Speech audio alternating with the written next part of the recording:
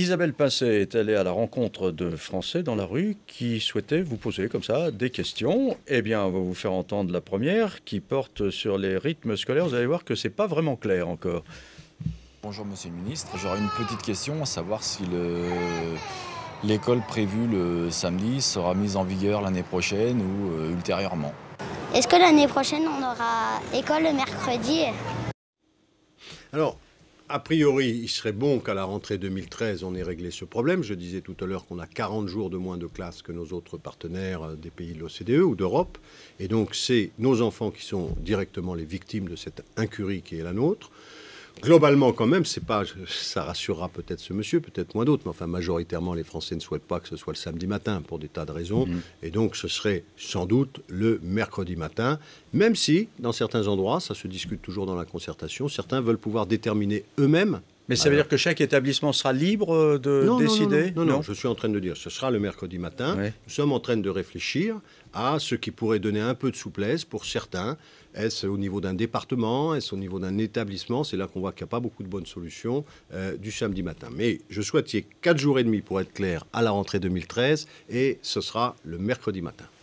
Et est-ce que le fait qu'il y a donc cette nouvelle répartition, ça va permettre, c'est une question qui revient souvent, de rétablir des études surveillées justement pour permettre à ceux qui sont le plus en difficulté de faire leurs devoirs, de réviser leurs leçons avec l'aide de quelqu'un? Oui, il faut, c'est encore un autre sujet. Il faut dire aux parents qu'on ne veut pas fatiguer plus les enfants, on veut faire l'inverse quand on leur donne 4 jours et demi. Et donc on ne veut pas bourrer les journées, comme c'est le cas aujourd'hui. D'ailleurs, en réalité, de l'école élémentaire jusqu'au lycée professionnel ou lycée général, parce qu'on a des horaires qui n'ont rien à voir avec les autres pays et on n'a pas de meilleurs résultats. Mais qu'on veut donner du temps pour apprendre. Et le temps pour apprendre, c'est le temps du cours, bien entendu, donc le professeur m'enseigne quelque chose. Et puis c'est le temps de la répétition, c'est le temps de l'apprentissage, c'est le temps des devoirs. Il faut que cela revienne dans l'école, c'est très important. Parce que sinon, on le sait, d'abord c'est pour les parents très difficile. Tous ceux qui l'ont été le savent, c'est des scènes terribles à la maison, mais c'est quand même aujourd'hui des officines privées. Et donc, selon que tu es riche ou que tu ne l'es pas, tu n'as pas le même droit à l'éducation. Ça n'est pas normal dans notre pays. Et donc, il faut ramener ce qui est de l'ordre des devoirs, ce qui est de l'ordre des études, comme vous l'avez dit, à l'intérieur du temps scolaire. Autre question qui touche encore au rythme scolaire. Bonjour Monsieur le Ministre, voilà, j'aurais voulu savoir ce qu'il en était du zonage pour les vacances d'été, si elles étaient avancées, raccourcies, et effectivement quand est-ce que la décision sera prise, et on espère rapidement afin de pouvoir s'organiser le plus rapidement possible. Il y a une demande de calendrier, je le vois bien, là pas de calendrier de vacances, mais de dire toutes ces idées qui circulent, quand est-ce qu'on va régler ce problème. Le rapport de la concertation sera remis début octobre. Disons vers le 10. Nous aurons des décisions à prendre pour que la loi passe en Conseil des ministres avant Noël, dans courant octobre et début novembre. Nous referons à ce moment-là une concertation avec les syndicats, avec les parents d'élèves, avec les collectivités locales qui, pour les rythmes scolaires, jouent un rôle considérable puisqu'elles organisent les activités des enfants après le temps de classe. Et ces décisions seront prises donc courant octobre, fin octobre. Sur la question du zonage, j'ai voulu, et d'ailleurs c'était ici, dire que je n'ai aucun a priori dès lors qu'on poursuit un intérêt, et moi c'est le seul intérêt au service duquel je me suis mis, l'intérêt des élèves. Tous les moyens pour que les enfants de France aient plus et mieux d'école, ça peut être donc d'allonger l'année. Si pour allonger l'année, qu'il y ait plus de jours, nous avons en France en réalité 35 semaines de classe. C'est là aussi plusieurs semaines de moins que tous les autres partenaires. 35, ça veut dire qu'il faut s'en occuper par an 17 semaines et trouver des choses à faire. Bon, si on peut réduire ces 35 semaines, passer quand même à plus... Je voudrais vous poser la question. Le rythme idéal, c'est combien de semaines et combien de jours dans une année scolaire? En gros, il faut que nous remontions vers 180.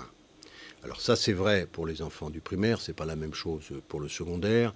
Sur le secondaire, la vérité française, c'est qu'entre ce que nous affichons et ce que nous faisons, il y a un écart. Chacun voit que l'organisation des examens fait que les élèves vont sortir souvent le 10 juin. On a déjà regagné un peu, il y a une époque où c'était fin mai.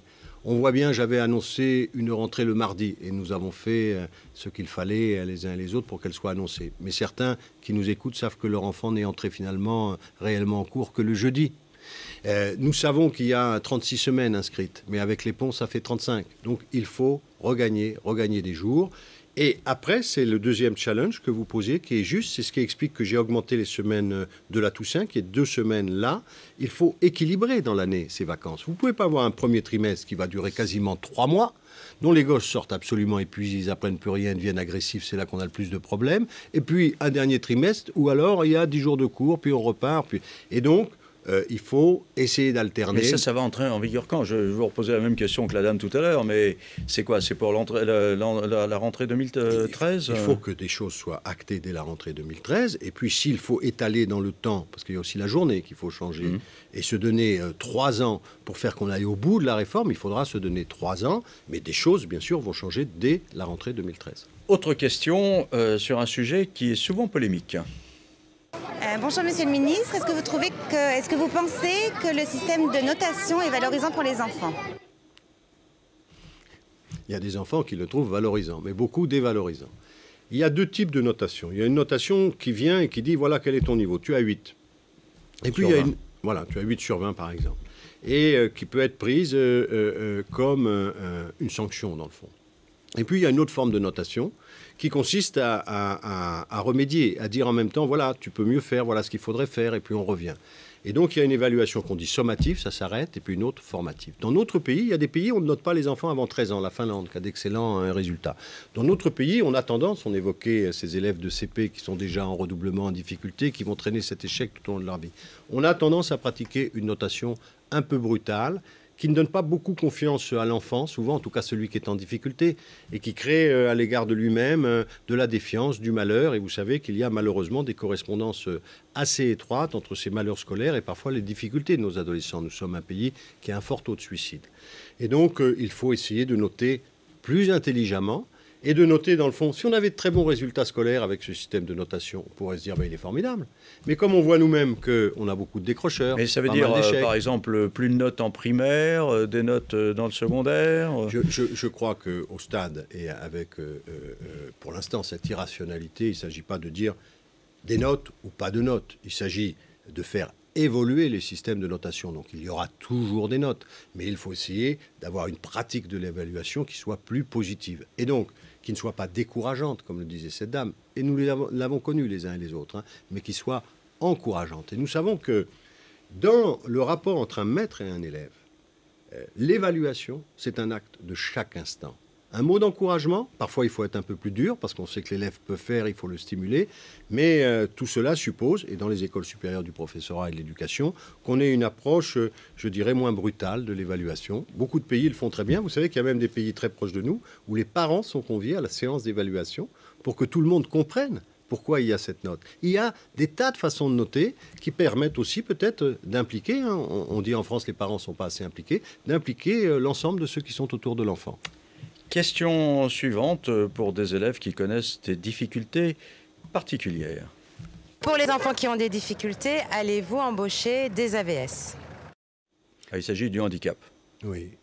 D'abord, nous l'avons fait, puisque à la rentrée, le président de la République et le Premier ministre Jean-Marc Ayrault ont permis d'embaucher. C'est des assistants de vie scolaire, je précise. Auxiliaires, individualisés, c'est-à-dire là, qui restent avec un enfant. On en a aussi des collectifs. Mais il en manque. Je l'ai dit au Conseil des ministres mercredi, au président de la République et à l'ensemble du gouvernement et au Premier ministre. S'il en manque, nous y remédierons. Mais il faut que toute la nation comprenne une chose. Si nous pensons qu'il faut accueillir les enfants en situation de handicap, et nous avons fait ce choix et je crois qu'il faut le faire, alors il faut qu'on s'en donne les moyens. On ne peut pas dire à l'éducation nationale, eh bien, ce n'est pas nous qui prescrivons, c'est les MDPH, les maisons qui dépendent des conseils généraux. Accueillir ces enfants et ne pas donner à l'éducation nationale les moyens. Nos auxiliaires de vie scolaire individualisés ne sont pas formés. Nos auxiliaires de vie scolaire, nous les formons nous-mêmes et après, ce sont des contrats précaires, nous les renvoyons. Ça n'est pas décent à l'égard de ces enfants. Il y a une mission qui a été demandée par le Premier ministre à Marie-Arlette Carlotti, à Georges-Paul Angevin, qui travaille, comme vous le savez, à mes côtés, pour que nous soyons capables de mieux former ces auxiliaires de vie scolaire et individualisés. Mais je le dis aux Français, comme je le dis au Conseil des ministres, si nous faisons ce choix, et je pense qu'il faut le conforter, eh bien alors il faudra mettre les moyens matériels. Est-ce qu'il y a encore beaucoup de réticence? Il y a 20 000 enfants quand même qui n'ont pas de place, et nous n'avons pas les moyens de faire pour eux ce que nous devons. Nous savons que les parents qui sont dans cette situation expriment beaucoup de difficultés. La France a fait le choix de l'intégration. Eh bien, allons jusqu'au bout. L'école que je représente est prête à assumer toutes ses responsabilités. Il faut lui donner les moyens de le faire. Je ne veux pas, on l'a fait en France. Moi, j'ai eu dans ma famille des gens qui ont eu des difficultés. On allait les mettre en Belgique. Voilà ce que fait la France. Aujourd'hui, on veut se décharger sur l'éducation nationale d'un thème fondamental de solidarité nationale. Nous le ferons bien, mais donnez-nous les moyens quand même de former les personnels qui accompagnent ces élèves et de leur donner un vrai métier. Aujourd'hui, ce sont des contrats précaires, ils n'ont pas de formation, pas de qualification, et lorsque nous les avons formés nous-mêmes, au bout de quelques années, eh bien, on les éjecte du système. C'est d'ailleurs un gaspillage d'argent public. Donc ce sujet est devant nous pour les années qui viennent, et je souhaite qu'il soit traité le plus sérieusement possible. Nous avons d'ailleurs une négociation aussi avec les conseils généraux actuellement, Éducation nationale, pour que chacun prenne ses responsabilités. Une dernière interpellation, plus qu'une question, qui vient des États-Unis. C'est une Française qui étudie, elle a des petites choses à dire sur le système scolaire français. Nous ici, on est clairement les étudiants français, on est ceux qui parlent le moins bien en anglais, quoi. Donc déjà, je pense que voilà, en France, on apprend mal les langues et on est fermé sur notre système. Nous, on est partis parce que la France, ouais, je sais pas, c'est ça, c'est fermé. On a énormément d'amis qui cherchent du boulot et qui n'en trouvent pas. Donc on s'est dit, tant qu'à faire partir aux États-Unis, maximiser nos chances quand on reviendra pour pouvoir retrouver du travail. Mais c'est vrai que la France, que ce soit du point de vue français ou même d'ici, quand on regarde la France, on se rend compte que ça, c'est quand même un peu bloqué, quoi. Alors deux choses, l'enseignement des langues vivantes. C'est vrai qu'on n'arrive pas à apprendre l'anglais en France. Oui, on n'arrive pas à recruter des professeurs d'anglais non plus, M. Mazerolle. Donc il faut changer. Il faut changer. Ça fait partie des choses que l'on doit changer. Il faut apprendre tôt. Je recevais le ministre mexicain de l'Éducation nationale il y a quelques jours qui me disait qu'il avait mis des heures dès le CP, et puis pas homéopathique, la demi-heure, le quart d'heure avec des gens pas formés, des heures. Parce que, évidemment, nous vivons dans un monde ouvert. On a parlé tout à l'heure de l'e-éducation. Quand on va faire entrer un enfant de 3 ans, et c'est à ça qu'on pense, ce dont on parle depuis tout à l'heure, cet enfant, il risque de vivre au 22e siècle. Ah oui, mais les Suédois, ils font ça depuis des années, ils apprennent l'anglais aux gamins. Alors, nous avons pris un peu de retard, 10 ans là au moins, au minimum, donc on va essayer de le rattraper. Mais il faut imaginer, et il faut aussi imaginer ce que sera la vie d'un adulte à la fin du 21e siècle ou au début du 22e siècle. Il est évident que l'anglais, les langues étrangères, l'ouverture sur le monde, c'est indispensable, comme la e-éducation, qui est d'ailleurs un des moyens d'améliorer l'enseignement des langues. Un dernier mot court, France un peu bloquée? Bien sûr, France qu'il faut débloquer, France qui peut, c'est le terme que nous employons, redresser.